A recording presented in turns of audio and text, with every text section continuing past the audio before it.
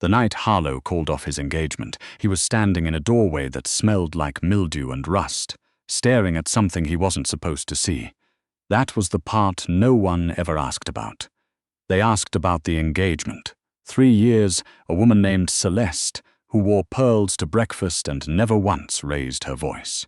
They asked about the ring, a thing that had cost more than most people earned in a decade. They asked why. Nobody asked about the doorway. Nobody asked about her. Zinnia had worked for Harlow's operation for 14 months before he ever looked at her directly. That wasn't unusual. Men like Harlow, the kind who ran numbers across 6 districts and had standing reservations at restaurants where the menu had no prices, didn't look at the people who kept their books. They looked at the results. Clean columns, balanced ledgers, money that appeared where it was supposed to appear and vanished where it was supposed to vanish. Zinnia was good at making that happen. She'd learned numbers the way some kids learned to swim, because the alternative was drowning. Her mother had kept a coffee tin behind the radiator where she stuffed whatever cash she had left after the landlord took his share. Zinnia used to count it when she was 8, 9, 10 years old, sorting the bills by denomination with a seriousness that made the neighbors laugh. "Look at her," they'd say. "Serious little thing." She stopped being little. She didn't stop being serious. By the time she was 26, she had a community college certificate, 3 years of bookkeeping at a shipping company on the south end of the city, and a very precise understanding of when the numbers in front of her were lying. The shipping company had been lying. Significantly, she'd put together a quiet file, handed it to the owner's son, and been let go the following Friday with 2 weeks' severance and a handshake that lasted too long. She'd found her way to Harlow's organization the way most people did, through someone who owed someone who knew someone. A man named Tolliver had recommended her. She'd never met Tolliver. She still hadn't. But someone had checked her references, checked her record, checked her face against a database she didn't want to think too hard about, and 3 weeks later she'd been handed a key card and an address in the financial district and told to report at 7 a.m. The office was clean, corporate, aggressively unremarkable. There were 14 people in the bookkeeping department. They all kept their heads down. They all said good morning and goodbye and nothing in between. Zinnia fit right in. She kept an apartment 20 minutes away by bus, a 4th-floor walk-up in a neighborhood that was in the long, slow process of becoming somewhere else. The heat worked in the mornings and not in the evenings. The window in the bathroom had a crack in the lower left pane that let in a thread of cold air she'd sealed with a strip of foam and painter's tape that she replaced every November. The refrigerator hummed so loudly she'd learned to sleep through it. It wasn't much. It was hers. She worked. She ate. She saved. She did not get involved in things that weren't her business, and in Harlow's world, that was every single thing that wasn't a spreadsheet. She thought that was enough. She thought that for 14 months. The first time Harlow spoke to her directly, it was 7:40 on a Thursday morning, and she was the only one in the office. She'd come in early because she always came in early. The coffee in the break room tasted like burnt cardboard, and she'd stopped drinking it around month 3, but she liked the quiet. She liked the way the city looked before it was fully awake, through the floor-to-ceiling windows on the east side of the building, the light coming in at an angle, sharp and pale, turning everything half gold. She was cross-referencing transit figures against a quarterly report when she heard the elevator. Nobody came in before 8, nobody except her. She didn't look up immediately. She marked her place with a pen, finished the line she was on, and then she looked up. Harlow was standing at the edge of the bullpen, still in his coat, reading something on his phone. He was taller than she'd expected. She'd only ever seen him at a distance, getting into cars, crossing lobbies. Up close he was different, the kind of man who took up space not because he was trying to, but because he'd simply stopped worrying about it. He looked up before she could look away. She waited. He walked toward her. "You're here early," he said. "I'm always here early." She kept her voice even. "You're usually not." Something shifted in his expression. Not quite amusement. Too tired for amusement. "What are you working on?" "Transit reconciliation." There's a discrepancy in the North Side figures. She hesitated, then added, because she believed in being specific, about 42,000. It's been there since August and nobody flagged it. Silence. Show me, he said. She showed him. He stood at her shoulder and looked at the screen for 2 full minutes without speaking. She was aware of him the way you were aware of weather, not because he was doing anything, but because the air felt different. He smelled like cold and cedar and something that might have been expensive soap or just wealth itself, the way money eventually became its own scent. Fix it, he said finally. I already did. I wanted to make sure you saw it first. He looked at her then, actually looked at her. The way she'd noticed, he looked at things that surprised him, with a kind of deliberate, measuring attention, like he was deciding what to do with the information. What's your name? Zinnia. Zinnia. He said it the way people sometimes did, like they were checking whether it was real. You're in Reeves' department? Yes. He nodded once. Walked away. Got back in the elevator. She went back to her spreadsheet. She told herself that was that. It wasn't that. Over the next 2 months, Harlow stopped by the office at odd hours with increasing frequency. Not always when she was there, not always stopping at her desk, but enough that the other bookkeepers noticed, and enough that their noticing made her uncomfortable in a way she couldn't entirely justify. She was careful. She had always been careful. She knew what happened to women in organizations like this one who became visible in the wrong way, who got mistaken for something they weren't, who let a situation develop past the point where they had any control over it. She kept her head down. She was polite. She was efficient. She tried not to think about the way he'd said her name. In October, her upstairs neighbor flooded his bathroom, and the water came through the ceiling into hers. She filed the maintenance request. The landlord said 2 weeks. 2 weeks became 6. She showered at the gym around the corner and kept a bucket under the stain on the ceiling and reminded herself that she was saving money, that this was temporary, that temporary things ended. She picked up a second job. Freelance reconciliation for a restaurant group. Downtown, evening work, 2 or 3 nights a week. It was fine. She was tired, but tired was something she knew how to manage. She'd been tired since she was 8 years old counting bills in a coffee tin. She didn't tell anyone at Harlow's office. She told herself it wasn't their business. The night everything broke open, it was a Tuesday in November, and she'd worked 16 hours straight. The restaurant group had a year-end audit coming up, and someone had been creative with the Q3 invoices in a way that was going to cause significant problems for everyone involved. Zinnia had stayed until midnight, untangling it. She'd taken the bus home in the dark, cold in a way that went into her bones, with a headache behind her left eye that had been building since noon. She'd been getting those headaches more frequently. She'd been meaning to see a doctor. She'd been meaning to do a lot of things. She got home. She climbed the 4 flights. She unlocked her door, dropped her bag, and went to the bathroom to wash her face, and that was when the ceiling gave out. Not all of it. A section the size of a dinner plate, softened to nothing by 2 months of slow water damage, simply dropped. Plaster and grit, and the smell of mold, and whatever had been rotting up there for 6 weeks. While the landlord promised 2 more weeks. It caught her on the shoulder. She stumbled back. Her heel caught the edge of the bath mat, and she went down hard, her arm cracking against the edge of the tub on the way. She lay on the floor for a moment, staring at the ceiling hole, at the dark space above it, at the thin thread of water that was still running down from whatever pipe had never been properly fixed. Her arm hurt badly. She sat up, checked it. Not broken. She was almost sure, but her wrist had hit at a bad angle, and there was already something swelling along the inner forearm, tender to the touch in a way that made her stomach drop. She should call someone. She thought about who she would call. She had co-workers. She didn't have friends. She had a mother she spoke to twice a year. She had an emergency contact form on file at Harlow's office with the name of a cousin in Michigan she hadn't seen in 3 years. She didn't call anyone.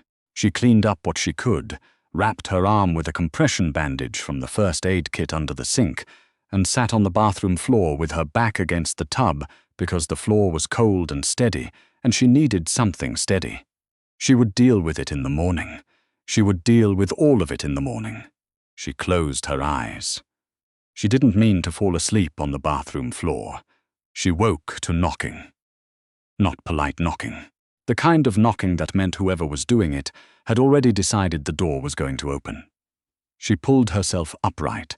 Her arm screamed. She looked at her phone. It was 6:47 a.m. She'd missed her alarm. She'd missed work. She'd slept on the cold tile floor of a bathroom with a hole in the ceiling for 6 hours. The knocking again. She went to the door, still in Yesntske's clothes, her hair a wreck, and opened it. Harlow was standing in her hallway. Not someone from his office. Not a driver. Not Reeve, her department manager, who had presumably noticed her absence and had her contact information. Harlow, in a coat that cost more than her monthly rent, alone. Looking at her, with an expression she'd never seen on him before, and couldn't immediately name. She said, "What are you doing here?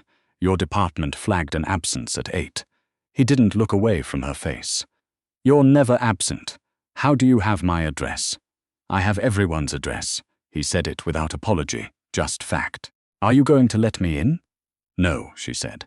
And then she made the mistake of shifting her weight, and her arm moved wrong, and something in her face must have changed, because Harlow's eyes dropped to her forearm, the compression bandage, the swelling visible above it. And his expression did something she couldn't follow. He put his hand against the door. Not aggressive, just present. What happened? It wasn't a question. It was the kind of statement men like him made when they'd already decided they were going to know the answer. Ceiling came down. "I fell." She kept her voice flat. "It's not broken. I handled it." He looked past her into the apartment. She watched him take in drop by the door the coat she hadn't hung up, the thin light coming through the one window. His jaw tightened in a way that was almost imperceptible. "You live here, yes, on what I pay you, and a second job." She didn't know why she said that. She hadn't meant to. Restaurant group. Evening work. Something moved across his face. Not pity, she would have shut the door on pity. Something older than that. Something that looked almost like recognition. "Let me see your arm," he said. "No, Zinnia." The way he said her name. Like the first time. Like he was checking that it was real. She let him in. He was thorough. She hadn't expected that. He examined her arm without comment, pressing careful fingers along the bone, checking her range of motion, watching her face rather than her arm when he rotated her wrist. "Not broken," he agreed finally. "But you've got a bad sprain and you've been walking around on it since last night. I handled it. You slept on the floor. The bed was far." He looked at her. She looked back.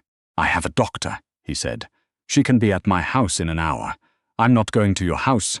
You can't stay here. Your ceiling has a hole in it. It's had a hole in it for 6 weeks. It didn't have a piece of your arm before." He said it without inflection, which was somehow worse than if he'd been angry. "Pack a bag. What you need for 2 days. I'll deal with the landlord." She laughed. She hadn't meant to. It came out small and tired.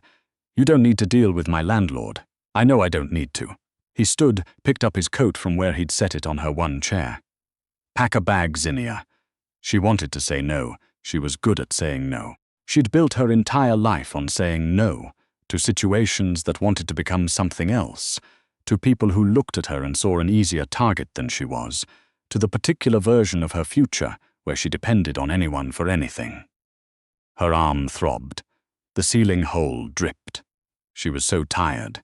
She packed a bag. His house was the kind of house she'd seen in photographs and never expected to enter through the front door.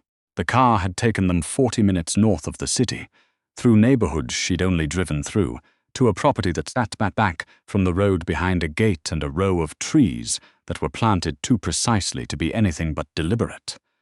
The house itself was stone and glass, and the kind of old that money had maintained so carefully it looked new. A woman named Dr. Farrell was waiting for them in a room that Zinnia suspected was technically a parlor, though she didn't say so. The examination took 20 minutes. The diagnosis was a moderate sprain, a bruised radius, and what the doctor described as significant muscular strain consistent with fatigue. She said this last part while looking at Harlow rather than at Zinnia, which Zinnia found irritating. "I can hear you," Zinnia said. I know you can. Dr. Farrell handed her a prescription and a list of instructions. Rest, ice, elevation, eat something, sleep in an actual bed. Zinnia looked at the instructions. Then she looked at Harlow, who was standing near the window with his hands in his pockets, watching the tree line like there was something in the trees he was expecting to see. You didn't have to do this, she said, after the doctor left. No. He didn't turn around. Why did you? He was quiet long enough that she thought he wasn't going to answer. Then he said, The 42,000. She blinked. What? In August, the discrepancy. You found it before any of my senior staff did. You'd been with the organization for 3 months. He paused, and then you didn't report it immediately. You made sure the correction was clean, documented, untraceable. You understood what kind of error it was and what it would mean if the wrong people found it first. She had. She'd thought she was being careful. She'd thought she was being invisible. I've been watching you work for a year, he said. You're the most careful person in that office. He finally turned. And you've been sleeping on the floor of a building with mold in the walls. She didn't say anything. That ends, he said. You don't get to decide that, technically. Don't, she said. Don't tell me what you technically get to decide. I work for you. That doesn't mean I'm yours to manage. He looked at her. She held it. There was a long moment that felt like something being weighed. Fair, he said, quietly. Like he meant it. That surprised her more than any of the rest of it. She stayed 2 days. On the second day, she found out about Celeste, not from him, from the housekeeper, a woman named Berta, who had opinions about everything and expressed them freely. Berta mentioned the engagement while bringing Zinnia tea she hadn't asked for, mentioned it the way you mentioned something you assumed everyone already knew. The wedding's in March. In Milan, if you can believe it. Pretty girl. Very quiet. Zinnia had not met her. She thought about that. She thought about sitting in his parlor with her arm wrapped and his doctor's instructions on the nightstand. She thought about the way he'd said that ends, and the way she'd said, I'm not yours to manage, and the way he'd said fair like it meant something specific. She thought about being careful.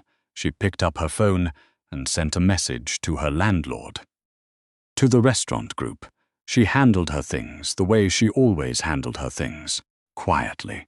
Completely, without waiting for anyone. That evening, Harlow found her in the library, which was the room she'd retreated to, because it had the most books and the fewest things that felt like they belonged to someone she hadn't met. He stood in the doorway.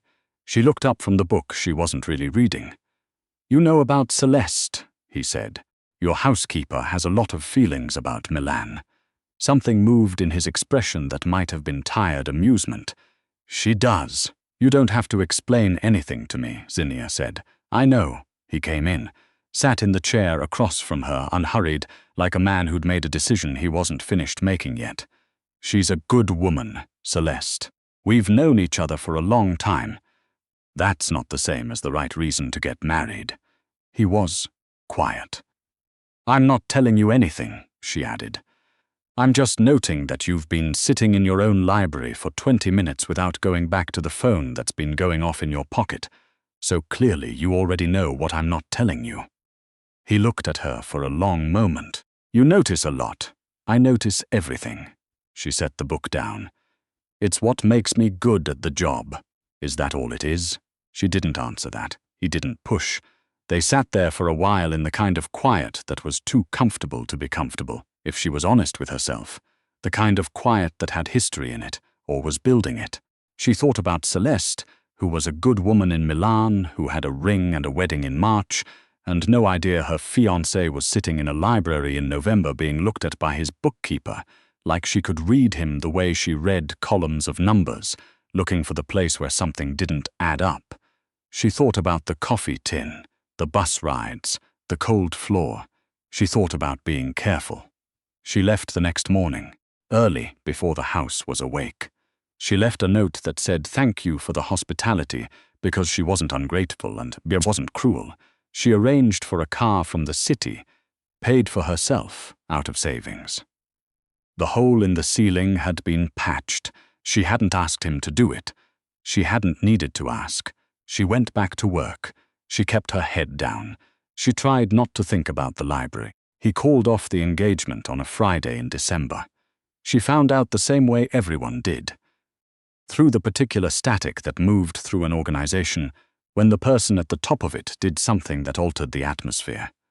Nobody said anything directly.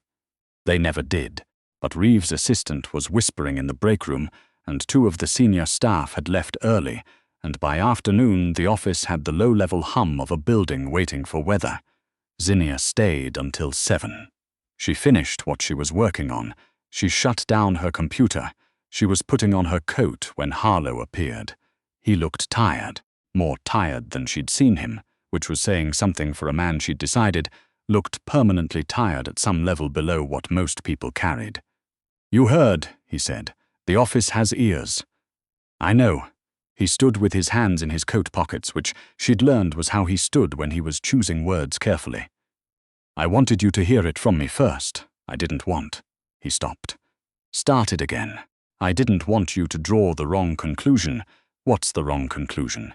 He looked at her. She looked back. The office was empty. The city was dark outside the windows. "That it was about you," he said. "Was it?" Silence. "Something happened in November," he said, "in that house. I've been trying to determine whether it was real or whether it was the particular clarity that comes from watching someone refuse to ask for help they needed." He paused. "I haven't determined it yet. That's honest. I'm always honest. It's the only economy that doesn't have a long-term deficit."